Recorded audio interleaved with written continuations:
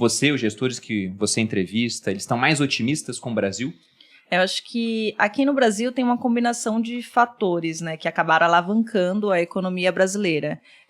Tivemos várias quebras de expectativas no ano passado em relação à condução da política fiscal, em relação também ao que tinha de perspectiva para o PIB como um todo. A gente tem uma pesquisa que todo Copom a gente realiza uma pesquisa com gestores macro, que são justamente gestores que têm essa flexibilidade de mudar de posição. E o interessante de olhar um pouco desse filme de 2023 é que o início de 2023 foi muito negativo para a economia brasileira, e isso foi mudando, tanto com as surpresas em relação à tendência de desinflação que está avançado aqui no Brasil em relação aos nossos pares globais, atrelado à redução de juros que veio também antes, porque a gente começou o ciclo de aperto monetário com antecedência em relação às outras economias, e essa questão da condução da política fiscal. Então, assim, tudo isso também está atrelado a toda a movimentação de commodities lá fora. Então, foi uma junção de fatores que beneficiou a economia no Brasil,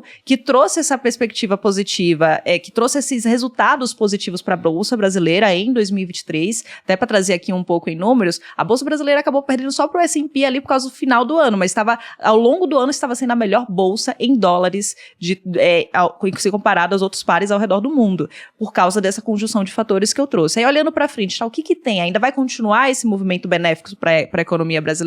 Na visão do nosso time de research, sim.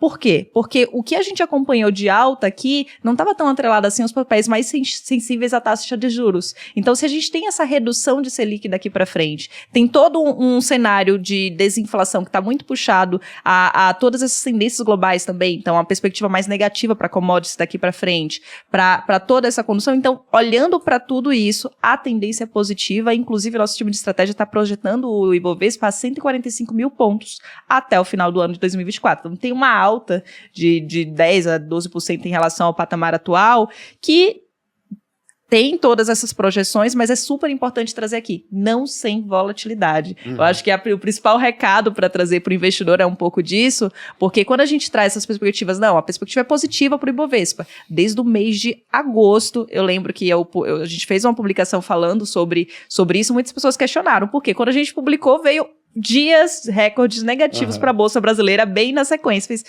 Mas eu vou investir na Bolsa se está negativa? A gente está começando um início de ano bem negativo para a Bolsa Brasileira por causa de algumas questões. Então, em suma, não tentar acertar o timing. Temos uma conjuntura, esse debate sobre, eu vou acompanhar essas perspectivas, mas pode mudar. Tudo que a gente traz aqui, acho que até é importante apontar um pouco disso, é com base no que temos de informação nesse momento, de estudos de mercado, olhando para o que pode acontecer. E, nesse sentido, todas essas perspectivas, elas visam uma tomada de decisão eficiente. E essa tomada de decisão eficiente olha só, nada de dar all-in. Acho que é importante trazer isso aqui. Nada de dar all-in é a mentalidade de investimentos, não é a mentalidade de apostas, porque quando a gente fala de mercado financeiro, volatilidade vai acontecer. Então, sim, perspectiva positiva para a Bolsa Brasileira. Lembrar que investir no mercado acionário não é só comprar ações. Existem diferentes estratégias que podem ser exploradas no mercado acionário, e mais do que isso, com essa perspectiva de queda de juros, a gente estando num patamar mais adiantado perante os pares globais, tendência para alguns setores que ainda estão muito amassados na nossa economia e segmentos dentro da Bolsa é muito positiva. Então, olhando para o Brasil, o cenário é diferente, tem toda certeza do macro lá fora que acaba pesando aqui, mas em linhas gerais, o investidor que tiver essa carteira diversificada tende a se beneficiar desse cenário. Vocês têm o que de Selic para o final do ano? Você falou Bolsa 145, vocês têm Selic o quê? 9,5? 9. Acabou de fazer uma revisão de projeção. Revisaram para baixo, né? Exato. Estão revisando para baixo. Eu concordo. Eu acho que o Brasil ele vai se beneficiar muito do cenário macro. Vai sofrer um pouco porque commodities tende a ser um ano bem ruim para commodities. Então, mas mesmo assim, nossa balança deve ser extremamente positiva de novo. Fechou 2023 com 90 bi de superávit e deve ter esse ano mais um superávit muito bom.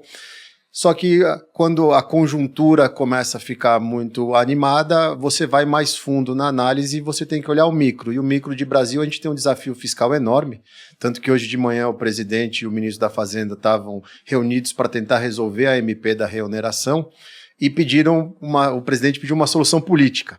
E a gente sabe que essa solução política, a gente já viu um ministério novo sendo criado, empreendedorismo, para colocar o centrão, né, mais presente, e solução política vai ser mais dinheiro, mais gastos, que parece que é o slogan desse governo, é gastos, e a gente sabe que o fiscal sofre. Então, assim, eu estou otimista, eu acho que por causa de lá de fora a gente consegue chegar numa Selic de 1 dígito, mas eu não acho que dure. Eu acho que, infelizmente, o Brasil, se não começar a olhar com carinho para o fiscal, o ano que vem, quando lá fora estiver voando, a gente corre o risco do pessoal olhar e falar, você é bonito, você é legal, mas a matriz está bem demais. E temos uma coisa também, né?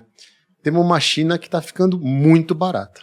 Muito, muito barata e que vai começar a chamar a atenção do fluxo estrangeiro, porque agora está todo mundo repelindo China.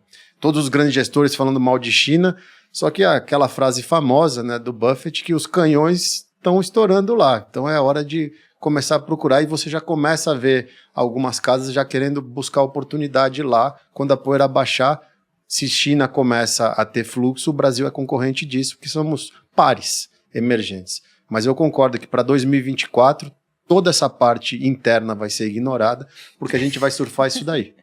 Eu acho que não dá para parar o avanço da maré com uma vassoura, Não dá. né? É o cara gritando, ó o fiscal, né? Queda da Selic, Exato, queda de juro americano. exato. Inclusive, a expectativa da XP é uma expectativa bem moderada, inclusive, porque se a gente pensa em 145 mil pontos, tá agora em 129, é coisa de 12,5, por aí. Então não seria um ano assim espetacular que vocês estão achando. É um ano positivo, mas não tanto quanto foi o último, então. É um otimismo com cautela. Eu adoro essa frase. Assim, a gente ouviu tanto ano passado. A melhor frase. É um otimismo com cautela. Porque se a gente está falando de um global desafiador ainda, o Brasil ele está nesse jogo. Ele acaba sendo afetado. Então, se tem riscos lá fora, isso pode impactar na bolsa aqui. Por isso, não sem volatilidade. Mas quando a gente olha para o preço das ações, tem muitas ações ainda descontadas. Aí, o Ibovespa estava sendo puxado por commodities. Então, mesmo com toda essa tendência, ainda tem o valuation dessas ações para olhar, para fazer essa seleção, entender como é que está também a situação financeira dessas empresas, porque a gente está falando de queda de juros, mas ainda é um juros de 9% de previsão. Então, os juros ainda alto. Ainda alto. Então, é esse otimismo, mas olhando para o que tem de risco na mesa ainda. Mas ainda assim, boas oportunidades na Bolsa Brasileira.